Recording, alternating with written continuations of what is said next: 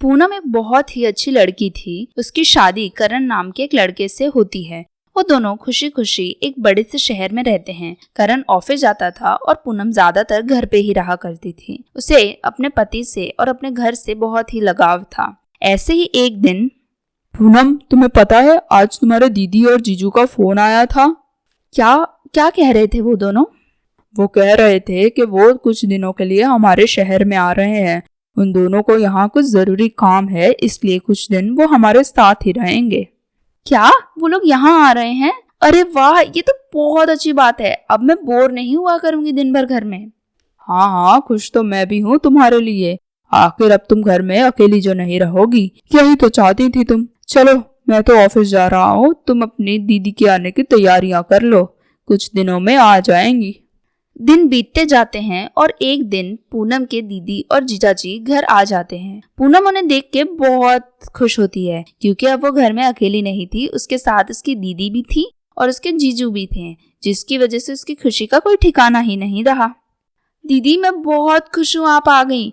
अब हम दोनों हमेशा साथ में रहेंगे और मैं घर में अकेली नहीं रहूंगी। हाँ हाँ, पर अब मैं यहाँ काम के लिए आई हूँ, तेरे साथ पूरे दिन घर में नहीं बैठ सकती हूँ। क्या? मुझे तो लगा जीजू का काम है।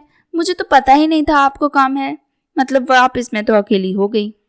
नहीं, उन्हें कोई काम नहीं है। वो तो बस मेरे साथ आए हैं ताकि मुझे अकेला फील ना हो, इसलिए वो मेरे साथ चले आए। वो रहेंगे पूरे दिन घर में तेरे साथ। दोनों जन बैठ के मूवीज देखना, जैसे शादी से पहले किया करते थे। हाँ हाँ, समझ गई कि आप ही को काम है। मतलब मैं घर में पहले भी अकेली थी और मैं घर में अभी भी अकेली हूँ। मैंने तो सोचा मेरी दीदी आएंगी तो मैं बड़ी खुश रहूंगी। नहीं नहीं, मैं तुम्हारे साथ ही रहूंगा दिन भर। हम दोनों खाना बनाएंगे साथ में और खूब एंजॉय करेंगे। मैंने खाना बनाना बहुत अच्छे से सीख लिया है। तब तुम दिन में बैठना, खाना तुम्हें मैं खिलाया करूंगा। अब मेरी छोटी बहन खुश है या अभी भी दुखी है? और तू चिंता मत कर, मैं कभी कभी टाइम निकाल के तेरे साथ जरूर बैठा करूंगी और तू जहाँ बोलेगी वहाँ तुझे ले भी चलूंगी। खुश?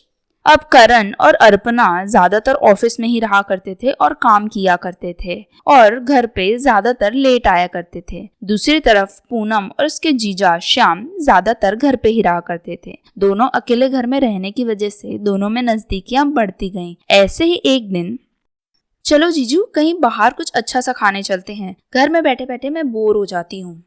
अरे, मैंने तुम्हें 1000 बार बोला है मुझे जीजू जीजू मत बुलाया करो, मुझे श्याम बोला करो। मेरा नाम श्याम है और मुझे मेरा नाम बहुत पसंद है, तो प्लीज जीजू मत बोला करो। अरे जीजू, मैं आपको नाम से कैसे बुला सकती हूँ? आप मेरी दीदी के हस्बैंड हो, इसलिए। अरे, उसके लिए तो मेरे पास टाइम ही कहाँ है। जैसे तुम्हारे हस्बैंड के लिए तुम्हारे पास टाइम नहीं है, हम दोनों तो बस एकदम अकेले हैं। हमारा तो कोई भी नहीं है, यही समझ लो। आप सही कह रहे हो, पर हम कर भी क्या सकते हैं? दोनों काम जो करते हैं और हम बैठे घर में, और काम करना भी तो जरूरी है, इसलिए दोनों हमें टाइम नहीं दे पाते हैं। और कोई बात नहीं है जीजू। मुझे लगता है कि हम दोनों को एक दूसरे को टाइम देना चाहिए। जब वो दोनों हमें टाइम नहीं दे रहे हैं तो हम भी उनका इंतजार क्यों करें? वो तो हम एक दूसरे के साथ वैसे ही पूरा दिन बिताते हैं, तो इससे ज्यादा टाइम हम एक दूसरे को और क्या दे सकते हैं? सारा दिन तो साथ में होते हैं। अरे, मेरा मतलब है कि तुम मेरी गर्लफ्रेंड बन जाओ। मैं तुम्हें बहुत पसंद करता हूँ और मुझे पता है कि तुम भी मुझे बहुत पसंद करती हो। चलो, अब शर्माओ मत, अपने दिल में है जो मुझसे कह दो। मैं किसी से नहीं कहूँगा, ना ही किसी को हमारे बारे में कुछ पता चलेगा। पूनम थोड़ा सा हिचकिचाती है, पर आखिर में उसकी बात मान लेती है। अब दोनों जीजा साली से बढ़कर एक दूसरे के लिए हो गए और ज्यादा से ज्यादा अपना टाइम एक दूसरे के साथ बिताते थे और खुश रहते थे। करण अब धीमे धीमे इन दोनों की बढ़ती नजदीकियों से गुस्सा होने लगा और एक दिन वो पूनम से बोला, आप ऑफिस कब जा रहे हो? मुझे जीजू के साथ थोड़ा काम से बाहर जाना है, तो अगर आप अपना टाइम बता दो तो मैं भी जीजू को टाइम बता देती हूँ। कहाँ जा रही हो पूनम, इतना तैयार होके? अपने पति को बताना जरूरी भी नहीं समझोगी अब कि कहाँ जाने वाली हो? बोलो, कहाँ जा रही हो? हम थोड़ी मूवीज देखने जा रहे हैं। हम बहुत दिन से इंतजार कर रहे थे ये मूवी आने का। नहीं, तुम कहीं नहीं जाओगी। मुझे यूं रोज तुम्हारा उनके साथ बाहर जाना अच्छा नहीं लगता है, समझ गई? घर में रहो। अगर तुम्हें कहीं जाना है तो तुम मुझसे कहो, मैं तुम्हें ले चलूंगा, पर उनके साथ मत जाओ। ठीक है, लेकिन गुस्सा मत हो। अभी गुस्से वाली कौन सी बात है? सब ठीक तो है ना? अब तो 1.5 महीना हो गया है। मुझे लगता है अब उन दोनों को यहाँ से चले जाना चाहिए। और मुझे नहीं लगता कि तुम्हारे जीजा जी एक अच्छे इंसान है। मुझे उनके बात करने का तरीका और उनकी हरकतें पसंद नहीं है। प्लीज ऐसी सब बातें मत करो, वो बहुत ही अच्छे इंसान है। तुम्हें नहीं पता, शायद तुम खराब इंसान हो ना, इसलिए तुम दूसरों को बुरा समझते हो। क्या हो गया है पूनम? तुम्हें कुछ हो गया है या अब तुम उन्हें पसंद करने लगी हो जो उनके खिलाफ एक शब्द नहीं सुन सकती हो? अगर कुछ ऐसा है तो तुम मुझे अभी ही बता दो। हाँ, सही कह रहे हो। सिर्फ मैं ही उनसे प्यार नहीं करती हूँ, वो भी मुझसे प्यार करते हैं। हम दोनों एक दूसरे से प्यार करते हैं और साथ में रहना चाहते हैं।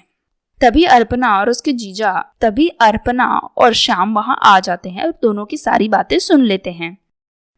क्या हुआ? तुम दोनों चिल्ला क्यों रहे हो? सब कुछ ठीक है? लड़ने की इतनी कौन सी बड़ी बात आ गई जो तुम्हारी आवाजें बाहर तक आने लगी हैं? करण सब कुछ सबको बता देता है और अर्पणा भी गुस्सा होके पूनम से कहती है, क्या तेरा दिमाग खराब हो गया है? ये तू सब क्या बोल रही है पूनम? पागल हो गई है क्या तू? श्याम, झूठ मत बोलो, इन दोनों को सब सच सच बता दो हमारे बारे में, और हम क्या चाहते हैं वो भी सब सच बता दो।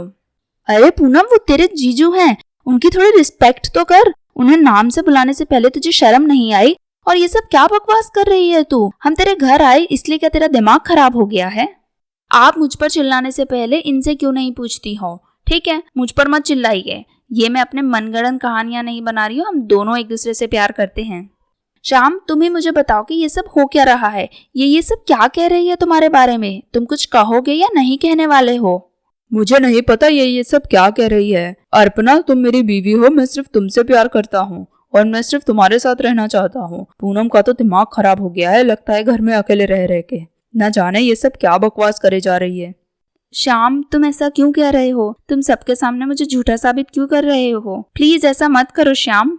मुझे लगता है पूनम कि तुम मुझे पसंद करती हो, इसलिए तुम ये सब बनावटी बातें अपने मन से बना के कह रही हो। लेकिन मैं सिर्फ अपनी बीवी से प्यार करता हूँ और यहाँ पर मैं सिर्फ उसके लिए आया हूँ और तुम सिर्फ उसकी बहन हो मेरे लिए। उससे ज्यादा मैं तुम्हें कुछ नहीं मानता।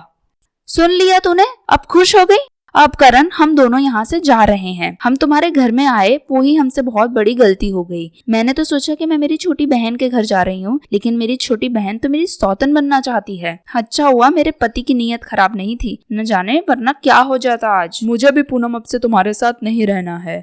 न जाने मैं तुम्हें इतनी अच्छी लड़की क्यों समझता रहा। तुम तो बहुत ही बुरी इंसान निकली और तुमने अपने पति के साथ ऐसा करने से पहले एक बार भी नहीं सोचा। अब से मैं तुम्हारा पति नहीं हूँ।